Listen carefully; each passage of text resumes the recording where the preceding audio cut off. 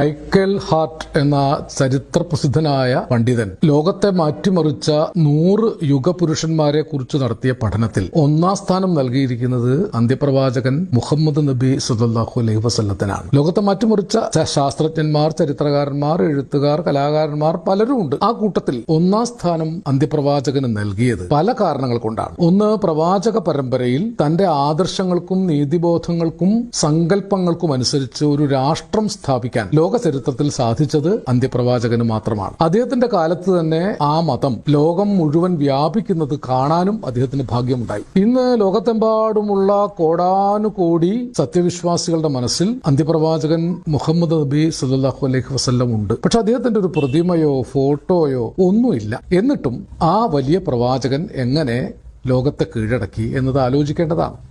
ഇസ്ലാം മതവിശ്വാസികളുടെ മാത്രം പ്രവാചകനല്ല അന്ത്യപ്രവാചകൻ മുഹമ്മദ് നബി സല്ലല്ലാഹു അലൈഹി വസല്ലം. ലോകത്തുള്ള എല്ലാ വിശ്വാസികളെയും അദ്ദേഹം അഭിസംബോധന ചെയ്തിട്ടുണ്ട്. അദ്ദേഹത്തിലൂടെ ലോകത്തിന് കൈവന്ന വിശുദ്ധ ഖുർആൻ മനുഷ്യരെ എന്നാണ് അഭിസംബോധന ചെയ്തത്. മുസ്ലിം മതവിശ്വാസികളെയെന്നോ മാപ്പിളമാരെയെന്നോ ഏതെങ്കിലും ഒരു വിഭാഗത്തെ പ്രത്യേകമായിട്ട് അഭിസംബോധന ചെയ്യുകയല്ല ചെയ്തത്. മനുഷ്യ സമൂഹമേ, മനുഷ്യരെ, നിങ്ങളെ ഞാൻ ഒരു സ്ത്രീയിൽ നിന്നും പുരുഷനിൽ നിന്നും സൃഷ്ടിച്ചിരിക്കുന്നു. നിങ്ങൾക്ക് വിവിധ ഗോത്രങ്ങളുടെ അടയാള വ്യത്യാസങ്ങൾ തന്നിരിക്കുന്നത് തമ്മിൽ തിരിച്ചറിയാൻ വേണ്ടി മാത്രം.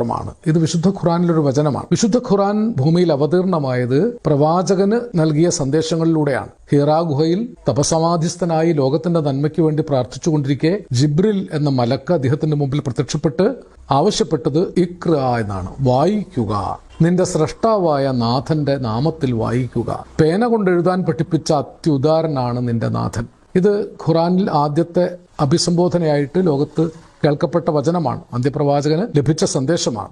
സാങ്കേതിക അർത്ഥത്തിൽ നിരക്ഷരനായ അന്ത്യപ്രവാചകന് പിന്നീട് പല ഘട്ടങ്ങളിലായി അവതരിച്ചു കിട്ടിയ വിശുദ്ധ വചനങ്ങളായിട്ടാണ് വിശുദ്ധ ഖുർആൻ ലോകത്തിന്റെ മുമ്പിലുള്ളത്. അദ്ദേഹത്തിന്റെ ഹദീസുകൾ, അദ്ദേഹത്തിന്റെ ചര്യകൾ ഒക്കെ പിൽക്കാലത്ത് പാഠപുസ്തകമായി. അന്ത്യപ്രവാചകന്റെ ജീവിതം അൽ അമീൻ ആയ ജീവിതമായിരുന്നു. വിശ്വസ്തനായിരുന്നു. താൻ എന്തെങ്കിലും അത്ഭുത പ്രവൃത്തി ചെയ്യുകയല്ല, ദൈവത്തിന്റെ സന്ദേശം ജനങ്ങളിലേക്ക് എത്തിക്കുകയാണ് ചെയ്തത്. വിഗ്രഹാരാധകരും ബഹുദൈവാരാധകരും മദ്യപാനികളും മധുര ഉത്സവങ്ങളിൽ പങ്കെടുത്തവരും അനാർക്കി അരാജകവാദം കൊണ്ടു നടന്നവരുമായ ഒരു ഗോത്ര സമൂഹത്തെ, പല ഗോത്ര സമൂഹങ്ങളെ ഏകമത വിശ്വാസത്തിലേക്കും ഏകദൈവ വിശ്വാസത്തിലേക്കും കൊണ്ടുവരുവാൻ അന്ത്യപ്രവാചകനായി. ആദ്യത്തെ മനുഷ്യൻ തന്നെ പ്രവാചകനാണ്. ആദം മക്കളെ നാം ആദരിച്ചിരിക്കുന്നു എന്നാണ് ദൈവം ഖുർആനിൽ പറയുന്നത്. ആദം ആദ്യത്തെ മനുഷ്യനാണ്. ആദം എന്ന ആദ്യത്തെ മനുഷ്യൻ തൊട്ട് അന്ത്യപ്രവാചകൻ വരെ 1,25,000-ഓളം പ്രവാചകന്മാരെ ഭൂമിയിലേക്ക് അയച്ചു എന്നാണ് വിശുദ്ധ ഖുർആൻ സാക്ഷ്യപ്പെടുത്തിയിരിക്കുന്നത്. അതിൽ ഞാൻ വിചാരിക്കാറുണ്ട്, യേശു എന്ന് പറയുന്നത് ഈസാ നബിയാണ്, ജോസഫ് എന്ന് പറയുന്നത് യൂസഫ് നബിയാണ്, എബ്രഹാം എന്ന് പറയുന്നത് ഇബ്രാഹിം നബിയാണ്, മൂസ നബിയാണ് മോശ. ഇങ്ങനെ ക്രിസ്തുമതത്തിൽ പറഞ്ഞ പ്രവാചകന്മാരെ പലരെയും ഇസ്ലാം മതം ഐഡന്റിഫൈ ചെയ്തിട്ടുണ്ട്. ഞാൻ വിചാരിക്കാറുണ്ട്, അവതാരങ്ങളെന്ന് ഇന്ത്യയിൽ പറഞ്ഞിട്ടുള്ള രാമനും കൃഷ്ണനും ഒക്കെ ഈ പ്രവാചക പരമ്പരയിൽപ്പെട്ടവരാകാം. ബുദ്ധനും വർദ്ധമാന മഹാവീരനുമൊക്കെ. കാരണം പ്രവാചകന്മാരെ അയക്കാത്ത ഒരു ഭൂഭാഗവും ലോകത്തില്ല എന്നും ദൈവം വിശുദ്ധ ഖുർആനിൽ പറഞ്ഞിരിക്കുന്നു. അപ്പം അങ്ങനെ ആലോചിക്കുമ്പോൾ മതങ്ങൾ തമ്മിൽ കലഹത്തിന് അടിസ്ഥാനമില്ല. അന്ത്യപ്രവാചകൻ ഒരു വിഭാഗീയതയുടെ പേരിൽ നിന്നയാളല്ല. എനിക്ക് എൻ്റെ മതം, നിനക്ക് നിന്റെ മതം എന്ന് പറഞ്ഞയാളാണ്.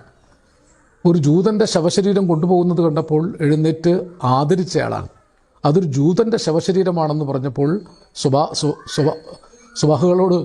സ്വഹാബികളോട് അദ്ദേഹം പറഞ്ഞു, ഞാനൊരു മനുഷ്യന്റെ ജനാസയാണ് ആദരിച്ചത്. അതായിരുന്നു അന്ത്യപ്രവാചകന്റെ മതം. എല്ലാവരും ഒരുമിച്ച് കണ്ടു. ലോകത്തിൽ ആദ്യത്തെ സാക്ഷരതാ പ്രസ്ഥാനം ആരംഭിച്ചത് അദ്ദേഹമാണെന്ന് പറയാം. പഠിച്ച ഒരാൾ അനേകം പേരെ പഠിപ്പിക്കണമെന്ന് അദ്ദേഹം പറഞ്ഞു. അദ്ദേഹത്തിന്റെ പള്ളി മസ്ജിദ് നബവി ലോകത്തിലെ ഒരു സർവകലാശാലയായിരുന്നു. എല്ലാ വിജ്ഞാനങ്ങളും പഠിപ്പിച്ചിരുന്നു. അദ്ദേഹം തൻ്റെ രാഷ്ട്രം സ്ഥാപിക്കാൻ അവസരമുണ്ടായപ്പോൾ ആ രാഷ്ട്രസ്ഥാപനം ബാങ്ക് വിളിച്ചറിയിപ്പിച്ചത് ബിലാൽ എന്ന അടിമയെ കൊണ്ടാണ്. അടിമ വ്യാപാരം നിലനിന്നിരുന്ന കാലത്ത് അടിമയെ ദൈവത്തിൻ്റെ ഏറ്റവും അടുത്ത ആളായിട്ട് അദ്ദേഹം പ്രഖ്യാപിച്ചു. അദ്ദേഹത്തിൻ്റെ വചനങ്ങൾ, ഹദീസുകൾ വീണ്ടും വീണ്ടും പഠിക്കേണ്ടതാണ്. ഞാൻ എപ്പോഴും ഓർക്കാറുള്ളൊരു വചനമുണ്ട്, ഉമ്മയുടെ കാൽച്ചുവട്ടിലാണ് സ്വർഗം, മാതാവിൻ്റെ കാൽച്ചുവട്ടിലാണ് സ്വർഗം. സ്വർഗത്തെ വളരെ പ്രധാനമായി കണക്കാക്കുന്ന ഒരു മതവിശ്വാസിയോട് പറയുകയാണ്, ഉമ്മയെ ഏറ്റവും ആദരവോടും സ്നേഹത്തോടും കൂടി പരിപാലിച്ചാൽ നിങ്ങൾക്ക് സ്വർഗം ഉറപ്പാണ്. അമ്മയെ അച്ഛനെ, ഉമ്മയെ, ബാപ്പയെ, സഹോദരന്മാരെ, സ്നേഹിതരെ, ലോകത്തെ മുഴുവൻ കരുണാപൂർവം നീതിപൂർവം പരിപാലിക്കാനാണ് അന്ത്യപ്രവാചകൻ പഠിപ്പിച്ചത്. അദ്ദേഹത്തിൻ്റെ ജീവിതം ഒരു തുറന്ന പാഠപുസ്തകമായിരുന്നു. 1400-ലധികം കൊല്ലം കഴിഞ്ഞിട്ടും കോടാനുകോടി മനുഷ്യർ അന്ത്യപ്രവാചകൻ മുഹമ്മദ് നബി സല്ലല്ലാഹു അലൈഹി വസല്ലത്തിൻ്റെ ജീവിതം വായിക്കുന്നു. മരുഭൂമിയിൽ അനാഥനായി ജീവിച്ചൊരു കാലവുമുണ്ട്. അദ്ദേഹം ജനിക്കുന്നതിന് മുമ്പ് പിതാവ് അബ്ദുള്ള മരണപ്പെട്ടു. അബ്ദുള്ളയുടെ പിതാവിൻ്റെ ശവം മറവ് ചെയ്ത സ്ഥലത്തേക്ക് ഉമ്മയുമായി പോയി തിരിച്ചു വരുമ്പോൾ ഉമ്മയും മരണപ്പെട്ടു പോയി. ഇളം പ്രായത്തിൽ അനാഥനായ അദ്ദേഹത്തെ പിതൃവ്യനും ആദ്യം പിതാമഹനും പിന്നീട് പിതൃവ്യനും വളർത്തി. ആ ഒരു അനാഥത്വം അനുഭവിച്ചുകൊണ്ടാണ് പിതാമഹൻ മരിച്ചപ്പോൾ 8 വയസ്സുള്ള മുഹമ്മദ് നബി, അന്ന് മുഹമ്മദ് നബി ആയിട്ടില്ല, മുഹമ്മദ് കരഞ്ഞുകൊണ്ട് ആ ഘോഷയാത്രയോടൊപ്പം നടന്നത് ചരിത്രകാരന്മാർ രേഖപ്പെടുത്തിയിട്ടുണ്ട്. അനാഥനായി ജീവിച്ച ഒരാളായതുകൊണ്ടാണ്, അനാഥരുടെ ദർശനമാണ് അദ്ദേഹം ലോകത്തിന് നൽകിയത്. വിശുദ്ധ ഖുറാനിൽ പറയും, അനാഥൻ്റെ സ്വത്തിനോടടുക്കരുത്, അന്ത്യനാളിൽ അവനും ദൈവത്തിനും തമ്മിൽ അകലമുണ്ടാവുകയില്ല. യത്തീങ്ങളെ, ഈ കാരുണ്യത്തിൻ്റെ മഹാവതാരമാണ്, മഹാപ്രവാചകനാണ് എന്നു മാത്രമല്ല, ലോകം മുഴുവൻ അദ്ദേഹം തൻ്റെ മതം പ്രചരിപ്പിച്ചത് വാളുകൊണ്ടല്ല. ലോകത്തെമ്പാടും ഇസ്ലാം പ്രചരിച്ചത് അതിൻ്റെ വിജ്ഞാനം കൊണ്ടും നീതിബോധം കൊണ്ടും സാഹോദര്യം കൊണ്ടുമാണ്. ആ അർത്ഥത്തിൽ മാനവരാശിക്ക് മുഴുവൻ വഴികാട്ടിയായ, ക്രാന്തദർശിയായ, യുഗപുരുഷനായ, മനുഷ്യനുള്ള കാലം വരെ നിലനിൽക്കുന്ന മഹാനായ ഒരു ചരിത്ര പുരുഷൻ്റെ പേരാണ് മുഹമ്മദ് നബി സല്ലല്ലാഹു അലൈഹി വസല്ലം.